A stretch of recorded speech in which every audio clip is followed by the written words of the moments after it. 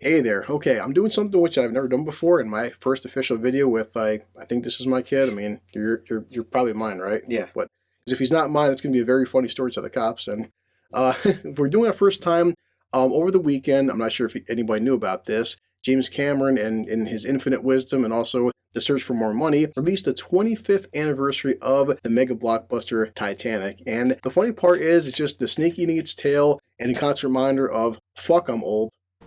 Ripley from Alien 3. Fuck, you're old.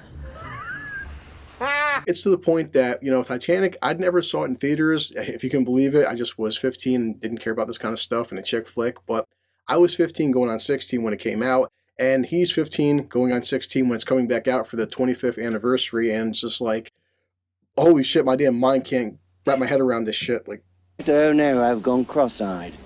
yeah, I wanted to get his opinion, and also for myself to revisit a older, some would say classic film. Maybe it's overrated. Is it worth the hype? Let's talk about it. So, because we're on YouTube, show me your can. I'll make sure that he has a can of Sprite Zero. He's only having soda. That's it. I'm not going to give alcohol to a 15-year-old, at least not on camera.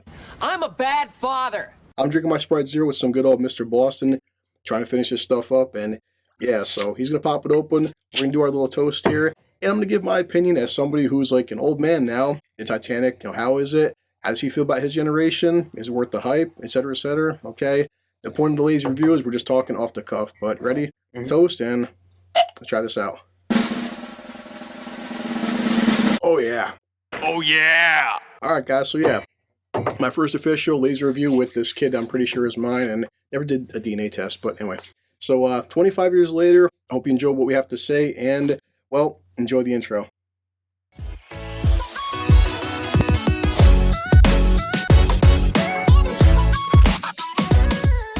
Okay, Titanic. So, I mean, I'm sure if you're watching this by now, you know the story, you know the history, but let's do just a quick recap on what's going on. Bill Paxton starts off with basically the first 15 minutes playing this character called Brock. And what are they doing? They're revisiting the wreckage of the Titanic, and they're trying to find this diamond, this heart of the ocean, which plays a very big important part to the entire plot of the film. Now, what happens is they can't find it. They find an old drawing, basically a character named Rose. Well, it was her picture 84 years ago. She recognizes herself and she wants to see the crew and tell her story of what happened. And now for some people, yes, there's the guy in me, the person that hates a chick flick and stuff, that the first hour and a half, because this is a 3-hour movie, a lot of people wouldn't like it. Even he was like, Dad, did feel kind of slow, and for some people it could be a very cheesy love story. I'll admit that when I was 15 I wasn't into it, but it's been 25 years and I definitely appreciate a lot of things, as I was telling him after watching it.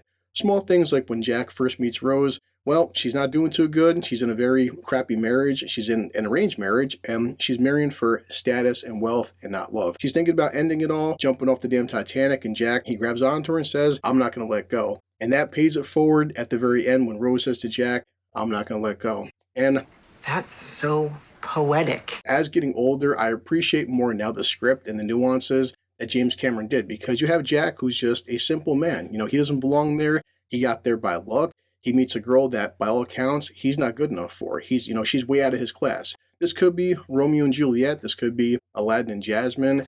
It could be a tale as old as time. And yeah, for some people, it could be stupid, could be cheesy. They met for 3 days and she's the love of his life and he's the love of her life. But you know what? As I've gotten older, I've told Tim, I've met people where I knew this one girl and on my first date, on her first kiss, something was special about her. So it may be stupid, but I could definitely see people falling in love very quickly. I mean, I guess it's possible. And after about an hour and a half, the ship hits iceberg right ahead.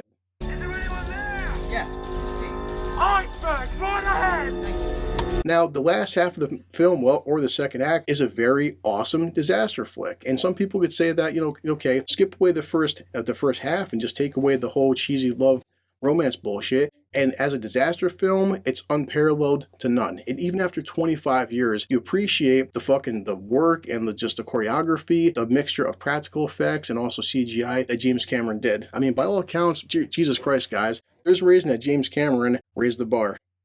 The bar has been lowered to depths we can't even fathom. If anyone can go down there and raise it back, it's me. Just there's millions and millions of YouTube videos of how he recreated the Titanic, the effects that go into it, and just the way he made it seem like the ship was actually sinking, and the shots, and just, we could be here all day talking about what a fantastic disaster film it was. So, yeah, I mean, off the bat, 'cause I've talked too much, as a 15-year-old kid, after watching a film that came out before you were even born, did you like Titanic? Yes, I loved it. That's my boy.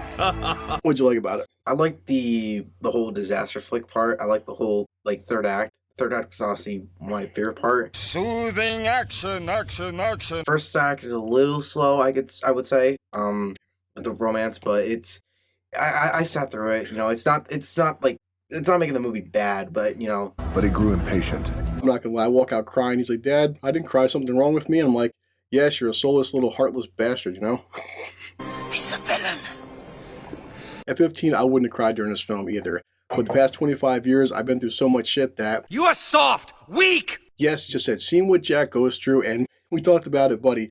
After seeing this film, because this has been the biggest talk of the internet and the Hollywood genre for the past 25 years, do you feel like Jack could have fit on that damn door? No, he couldn't have. The best kid ever.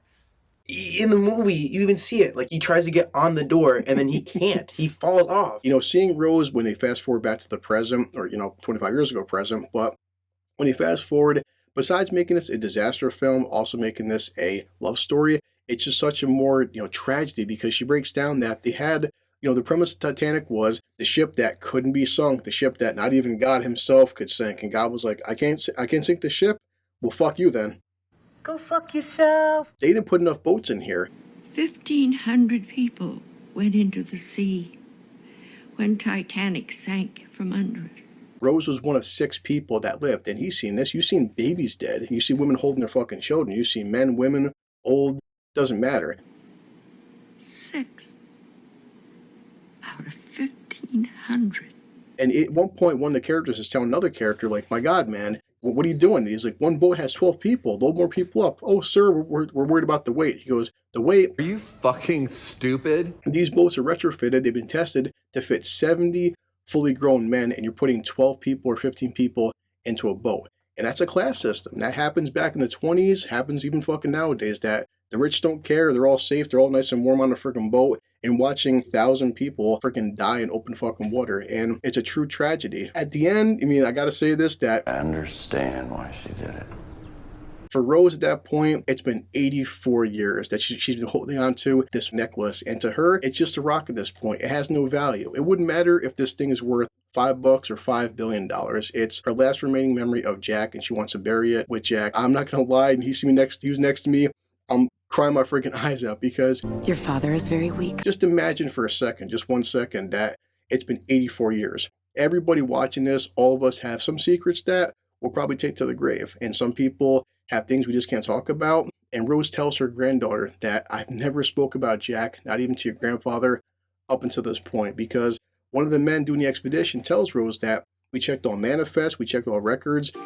We never found anything on Jack. There's no record of him at all. There's no history, nothing of Jack Dawson. And she's like, yeah. No, there wouldn't be, would there? And I've never spoken of him until now. The only memory, the only, evidence that he ever existed is in my head. And she's had to hold on to the memory of this man for 84 fucking years. But now you know there was a man named Jack Dawson, and that he saved me. So yeah, Titanic, I'm not going to lie. As a teenager, I didn't appreciate it, but it's one of the films where, I'm sorry, it aged like a fucking fine wine. It was a fantastic film back then.